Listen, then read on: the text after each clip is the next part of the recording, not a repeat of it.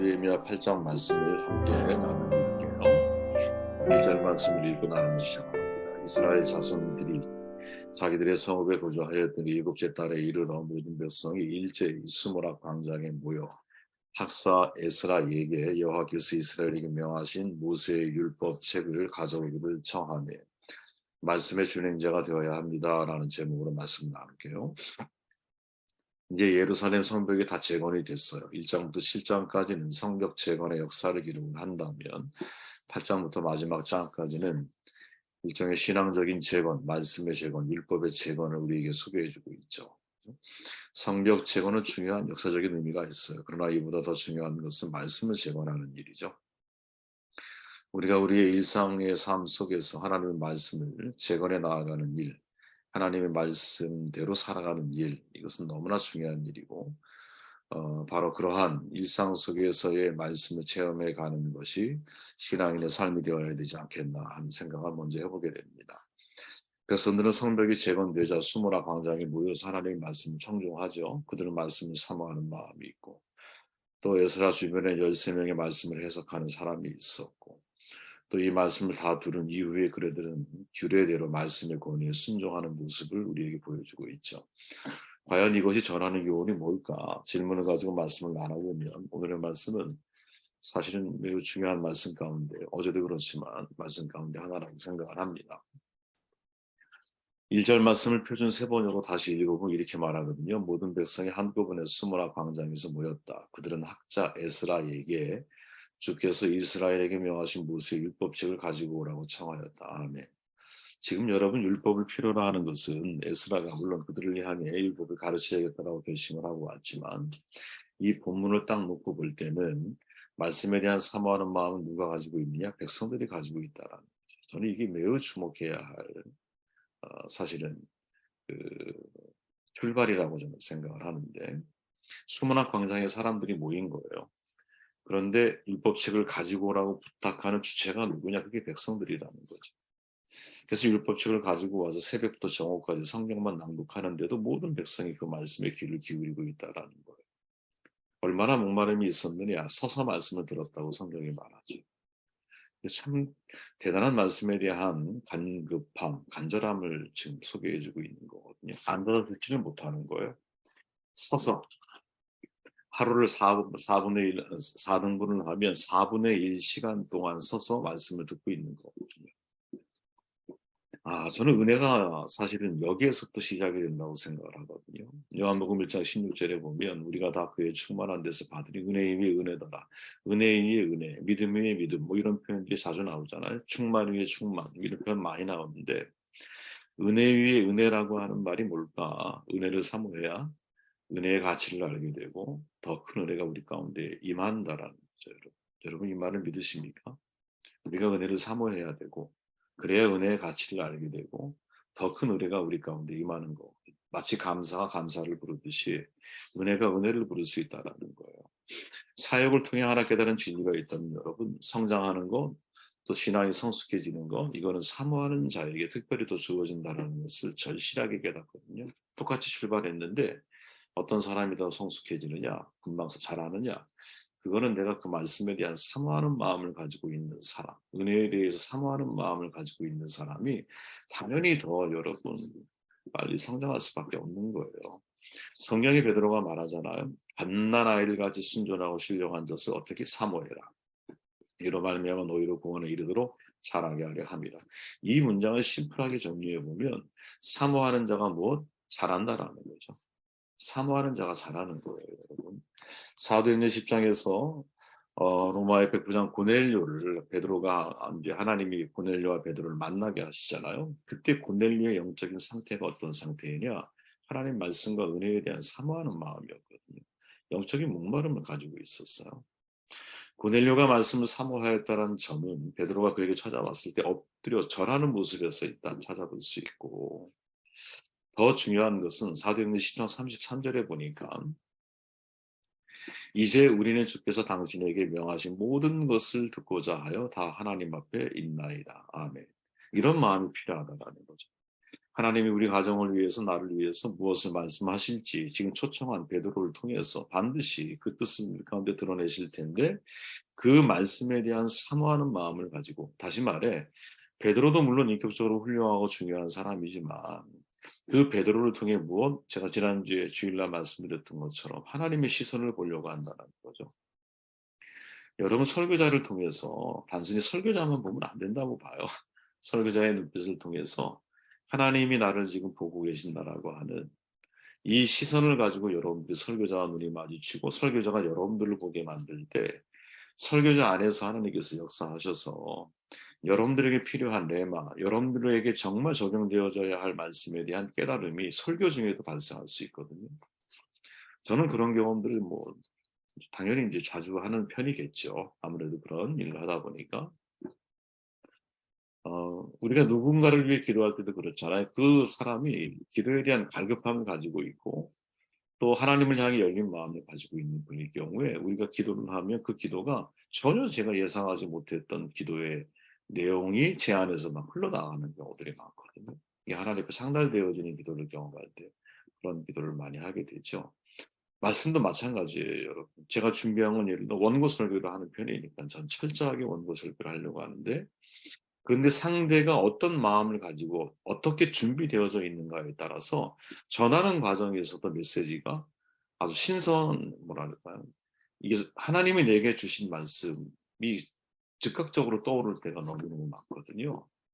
그때 이제 개인적으로 그것을 다 고백하지는 못하지만 개인적으로 늘 느낄 때는 어떤 느낌이 드냐면 아, 저분을 향해서 하나님이 하시려고 하는 메시지가 이런 거였구나 하는 것을 깨닫게 되거든요. 저는 이런 사모함이 우리 가운데 있느냐. 이 사모함이 우리의 일상 속에서도 나 일상의 삶 속에서 하나님 내가 어떻게 이 문제를 처리해야 할까요? 내가 하나님 어떻게 행동하는 것이 하나님 앞에 덕이 되고 교회에도 덕이 될 수 있을까요? 그 하나님의 말씀을 듣고자 하는 열정을 내가 잃어버리지 않고 살아가는 것. 이게 여러분 매우 중요한 우리의 모습이 아닐까. 8절 말씀을 볼게요. 하나님의 율법책이 낭독될 때에 그들이 통역을 하고 뜻을 밝혀 설명하여 주었으므로 백성은 내용을 잘 알아들을 수 있었다. 자, 말씀을 사모하는 사람들이 앞에 있다면 그들과 에스라 사이에서 누가 말씀을 해석해 주는 사람이 있다라는 거죠. 너무 중요한 거죠. 그죠? 이때 해석, 영어로 보니까 6번 반복되는 understanding이라고 나와요. 이해하다 이런 뜻이겠죠. 그리고 우리말 성경에 보면 알아들 만하다 이런 표현도 나오기도 하고 그리고 12절 13절에서 보면 밝히 안다 이렇게 표현을 하기도 해요. 무슨 말이냐? 율법을 그대로 전달을 하면 그 율법의 시대와 상황과 환경 또 개인의 여러 가지 입장 속에서 서로가 이해하고 듣는 게 다 다르거든요. 다 다른 거예요, 여러분. 나의 지적 수준에 따라서 말씀에 대한 이해가 다른 거거든요. 혹은 내가 처한 상황에 따라서 어느 날은 저 말씀이 나에게는 울림이 있지만 다른 사람에게 전혀 울림이 되지 않을 때도 있는 거거든요. 그죠? 이 모든 상황에 따라 사실은 말씀을 다르게 받아들이고 해석이 되고 이해되고 이런 소지가 너무나 많은 가운데 있는데 그런데 감사한 건 뭐냐? 이때 에스라가 말씀을 전할 때 이 말씀을 13명이라고 하는 대부분 명단 나오죠.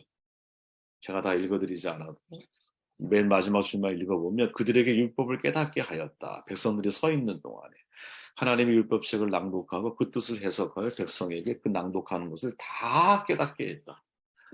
저는 이 장면이 이게 시대적인 설교자의 사명이자 설교자와 청취자, 듣는 독자들과의 관계 속에서 반드시 이 과정이 이런 관계가 만들어져야 되는 것이 아니겠는가 그런 생각을 정말 절실하게 하게 되거든요. 지금 에스라가 말씀을 낭독할 때 백성들 곁에서 그 말씀을 해석하고 깨닫도록 돕지 않았다면 과연 회개의 역사가 일어났을까? 아니죠. 물론 여러분 에스라 자신이 모든 사람이 다 이해할 수 있는 수준의 말씀으로 다 사실은 설명해 주면 좋았을 거예요. 그러나 문제가 뭐예요? 생각해 보세요. 거기에 남녀노소, 연령 차이, 지위와 신분의 차이, 지적 수준의 차이 모든 것이 다 다른 사람들이 같이 모여 있는 거거든요. 그죠? 이런 자리에서 여러분 사실 설교하는 건 되게 어려운 일이겠죠. 왜? 타켓을 어디로 정해야 돼요?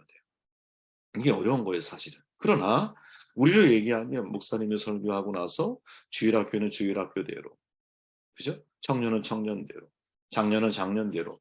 이것을 또 다시 그들의 용어와 그들의 언어, 그들이 이해할 수 있는 수준으로 낮추어서 다시 통역해주는 작업을 누군가 같이 노력하는 사람들이 있다면 훨씬 더 하나님 말씀을 가까이 그리고 정확하게 우리가 이해하고 알아갈 수 있다는 거죠. 이 과정이 정말 중요한 거구나. 누구나 여러분 말씀을 명확하게 알고 싶어 하거든요. 근데 명확하게 전달해 주는 사람이 없으면 어떻게 명확하게 할 수 있겠어요? 저는 오늘날 설교자들이 이 설교자 속에는 여러분, 성도 여러분도 포함된 거예요. 왜? 우리는 말씀의 전달자로서의 사명이 있잖아요. 우린 다 증인된 사명이 있잖아요. 그죠? 내가 정확한 말씀을 알고자 하는 베레아 사람들의 노력이 여러분들에게도 필요한 거거든요. 날마다 성경을 상고하고 날마다 그 말씀을 경험하기 위해서 노력하는 이 태도가 우리에게 모두에게 필요한 거지. 그죠? 그 책임을 설교자에게만 돌리면 안 돼요, 여러분. 물론 설교자는 일반 성도님들보다 훨씬 더 강도 높은 자기자의 수련을 통해서 하나님 말씀을 정확하게 먼저 깨달아야 되고 그 말씀을 어떻게 정확한 진리로 사람들에게 전달할 것인가. 여기에 대해서는 여러분 핑계할 게 없는 거예요. 무조건 그 일은 해내야 한다고 저는 생각을 해요. 무조건. 왜? 설교자로 하나님이 나를 세우셨으니까. 거기에 맞는 은사를 주셨으니까. 그렇게 읽은 말씀을 자세히 연구하고 묵상하고 그 삶이 매일의 일과가 돼야 하는 것은 너무나 중요한 당연한 책임인 거죠. 그러면 일반 예를 들어 성도님은 책임이 없느냐? 아니라는 거죠, 여러분. 베레아 사람을 절대 잊으면 안 된다라니까요. 베레아 사람들은 탁월하게 이 일을 해내려고 애를 쓴 사람이야. 말씀이 정말 사실인가를 확인하기 위해서 그 말씀대로 실천해 온 거예요. 그리고 날마다 성경을 묵상하고 공부하면서 그 성경을 연구하는 데 자기의 시간을 쏟아내. 여러분 그때 우리의 신앙이 건강하게 자라는 거죠. 여러분 성경책 위에 먼지가 쌓여 있습니까?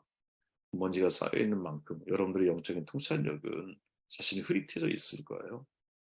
그러나 그 성경에 먼지가 아니라 성경이 마치 정말 다 해진 오래된 책처럼 헤어져 있습니까?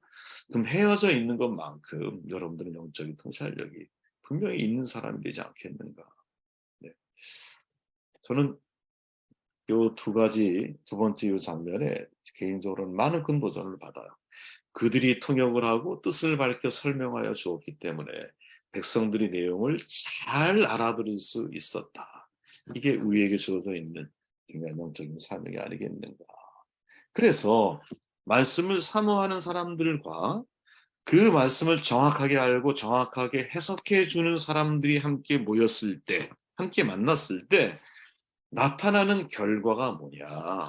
그게 여러분 18절이에요.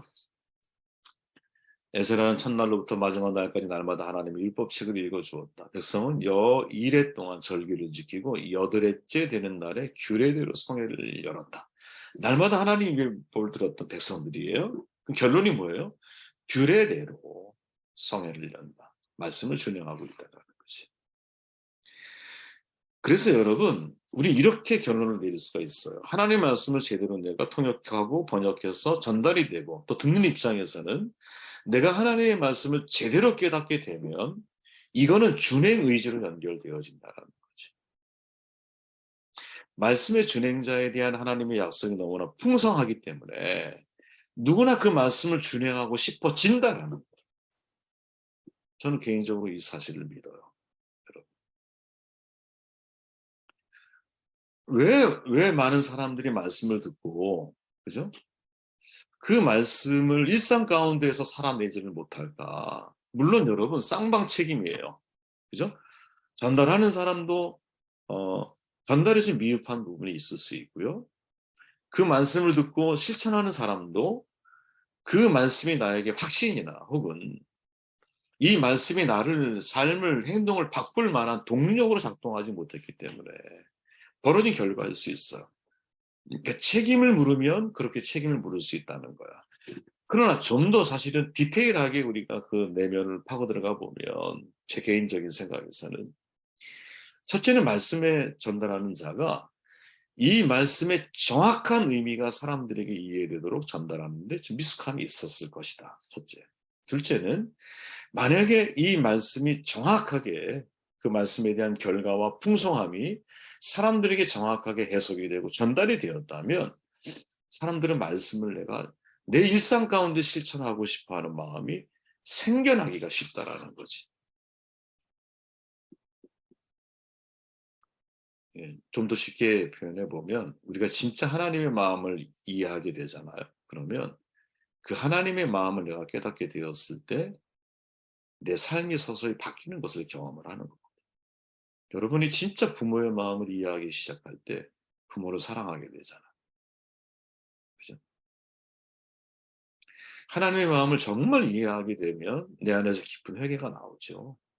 정말 내가 하나님 마음을 깨닫게 되었을 때, 나는 정말 별 수 없는 죄인. 하나님, 내가 죄인 중에 괴수입니다.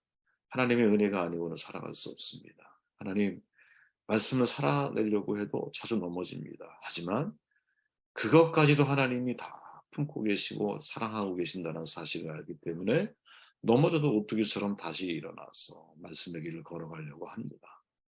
그냥 내 안에 하나님의 마음에 대한 정확한 이해가 되면 선명해지거든요. 여러분, 진리는 흐릿하지 않아요. 진리는 선명함이에요, 선명. 그죠? 성령의 조명 앞에서 모호한 말씀은 깨끗하게 사라지는 거거든요. 경계선이 명확해지는 거거든요.